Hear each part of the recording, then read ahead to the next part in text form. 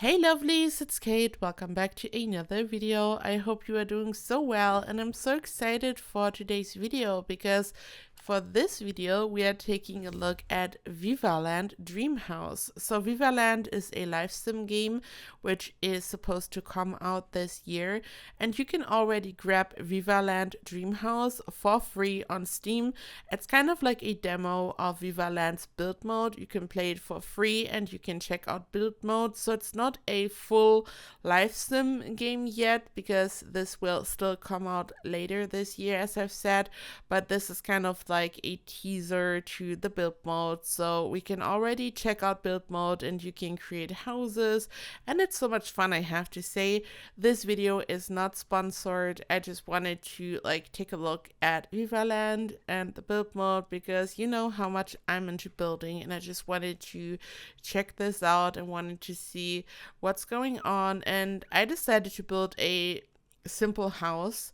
At first I wanted to go crazy with all the round shapes, and we are going to talk about this in this video too. So I'm just going to give my thoughts on the build mode and how much I've enjoyed it, what I didn't like, what I really loved, and yeah, let's jump right in.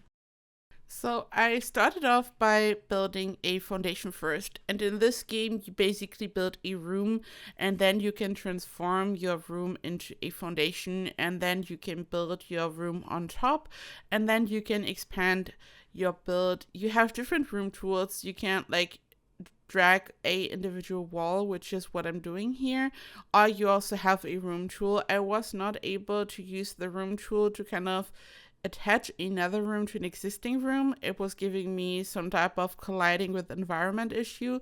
So from this point on, I just used the regular single wall tool, and there's a curved wall tool which I love so much. So this was kind of the best thing ever about all of this here. And I'm not just saying this because I'm really into round shapes when it comes to building, and you know this, from all my Sims builds, I love this, but I really like the way how it works. So you basically just drag a line and then you let go of the mouse, and then you move the mouse and you can kind of create your round shape, which is amazing. I really love this. The only downside here is, and this is why I did not incorporate any round rooms, is that nothing can be attached to round rooms. No windows, no wall decorations, just empty space. So I decided against incorporating a round room. At first my main idea was to have a modern building, lots of round shapes, but then I realized, okay, I won't be able to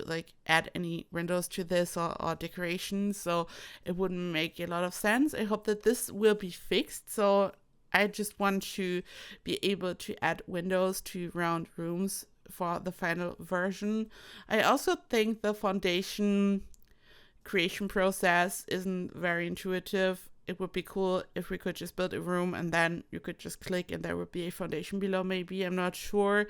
But overall, I really had so much fun here. I love the look. I love the vibe. It looks realistic, but not too realistic. It's not in a weird, hyper-realistic way. I think it's a nice middle ground, and I really enjoy the look. And here you just saw how I've used the curved wall tool to create a round foundation. And I then added a pass, and you have to keep in mind that this was kind of me exploring build mode for the first time. I mean, I tried a couple of things before recording, but I'm still a beginner, and I was kind of struggling in some areas. Here, for example, I wanted to have this very wide path for the garage, and I just couldn't make it any wider, so I combined multiple of them. Again, I love the pass function. It behaves similar to the curved room tool, and you can see that you can just drag it and then you move the mouse and you can create amazing smooth round shapes. You can create any type of round shapes. You can even create circles. I'm really obsessed with this. This is really amazing. Such a great way to incorporate round shapes. I really love this so much.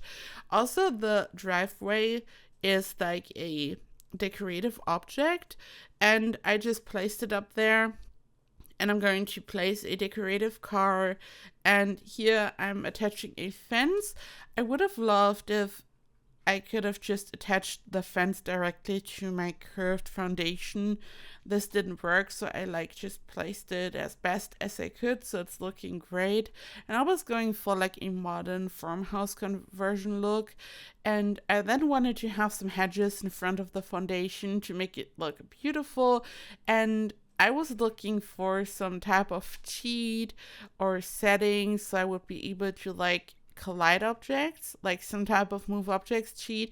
I couldn't find anything, and this was the biggest struggle for me personally because I'm so used to just merging objects into each other and stuff. But I was doing my best here, so I was making sure that I could place all these individual objects. And I've also used so many rocks because I just wanted to decorate my curved path. I mean, the path had such a clean, lovely look. I really loved this actually, so I wasn't sure if I wanted to use the rocks, but I just felt like I wanted to decorate the whole area so it's not too empty or anything. What's super cool is you can resize objects. So you might see this here in some areas where I'm clicking on a rock and then there's a little arrow and you drag it and you can make objects bigger or smaller. I really love this because this way I could place different sizes of trees, but it was the same tree technically. I really love this. There's also a garage door, so I really love this. I mean, even if it's just for decorative purposes, I love this. I'm not sure if in the final life sim there will be functional cars. I'm not sure about that right now, but even if it's just for decorative purposes, I really love this because sometimes you just want to create this type of house, for example, this style. And I said the same thing about the Sims. I'm really into decorative driveways and garages and cars. It doesn't have to be functional, even though it would be awesome if it would be functional. But just from a builder's perspective, I'm always happy about being able to decorate and stuff. I've then placed all these windows, and there's a grid version which you can activate or deactivate. So when it's activated, everything is snapping to the grid. This also goes for windows, but also when you're using a wall, for example. And when you deactivate the grid, you can really freely place walls and you can create all kinds of different shapes. You're really not limited here. You can create so many different room shapes, which I really, really love. And here I wanted to have a some type of patio or terrace, and at first I wanted to have some stairs over there, but then I just decided to connect everything and I created a gazebo. You can build a wall, and when you click on the wall you can make the wall invisible. This is what I just did here, so technically the wall is still there but it's invisible. Later on I just deleted the wall. I wasn't sure what I was doing there. I was just trying to create a gazebo, to be honest. So there's a different floor color in the center below the roof, which I really like. And from this point on, it was really just about decorating, placing fences. I wasn't able to place the fences directly next to the stairs. I have no idea why, but this is where there's some type of weird gap. I've placed trees in different areas to make it look realistic. I changed the wall height by accident, and this is why the roof was kind of glowing red, I think, because the columns were too high and then it was colliding. So I made some changes to this, and these things were kind of confusing and annoying. Everything was colliding all the time. This was kind of the main issue that I had when I was building here. And I know that when it comes to move objects, for example, not everyone is fond of this because using a cheat like this sometimes means that stuff could potentially not be functional. But I felt here it was super drastic. I wanted to use the room tool and I wanted to attach a room to an existing room, and it was telling me it was colliding with the environment. Everything was colliding all the time, and this is something that I would have thought I don't know, I just want some type of collision off cheat or something. But I mean, this is just a first version and I'm really pleased with the game overall. I think it's looking so great already. I think it's so much fun building with this, and this is just the beginning. I can't wait to see how much progress this game is going to make. I will definitely give it another shot once there's like some type of update or anything. Like I really want to keep an eye on this game because I think it's super fun and I just really enjoy the overall building process. There's so many cute objects and details. I'm also going to furnish a part of the house, but not the full house. I was just kind of struggling because some of the roofs were glitching into the rooms at the top. Like when you place a roof next to a room, it's kind of going into the room, so to speak. It's not invisible, and because of the way that I had set up the build from the exterior, I was running into a couple of problems, but I still wanted to showcase like the furnishing process and what you could do. Here's a decorative car, for example. The driveway was a bit narrow, but it all worked out fine. And here you can see how I'm working on the interior. So this is really just a nice floor and wallpaper applied here so I could start to furnish. And there are so many different objects which can be used, and this was so much fun because the objects look great and it was so different. Like I had so much fun trying to figure out what's going on. Like this is an island counter, for example, and I was going for this dark look for the kitchen. You can see that the light kind of looks like outdoor light, so it looks like as if there's no ceiling above or roof, but it is like fully closed. So I think this is also something that has to be fixed probably. I'm not sure, but this is like just something that I've noticed. You can here clearly see that this like it's just the outdoor light. Like it looks as if there's no ceiling, and that's it. So this should also be fixed probably.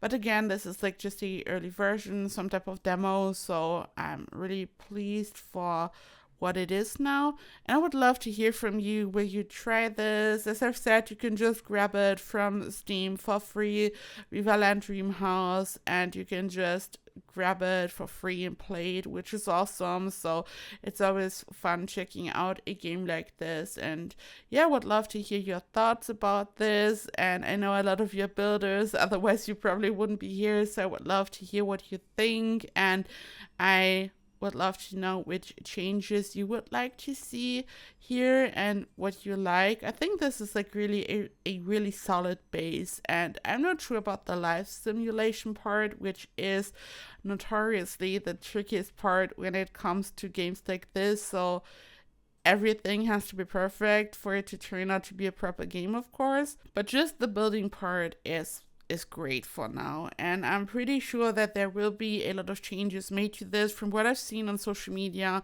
they seem to be very open for feedback, and I feel like they will be able to turn this into a great game, and I can't wait to see how this turns out after all.